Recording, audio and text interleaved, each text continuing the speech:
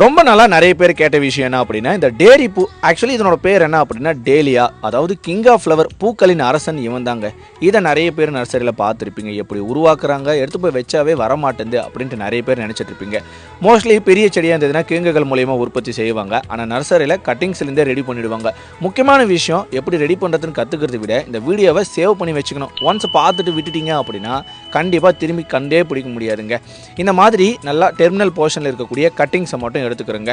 தம்பி, கட்டிங்ஸ் இருந்து உருவாக்க முடியுமா அப்படின்னு கேட்க போனால், நர்சரியில் எடுத்துகிட்டு வர செடிகள் எல்லாமே கட்டிங்ஸ் மூலயமா உருவாக்கின செடிகள் தாங்க. அடுத்தது மண்கலவை.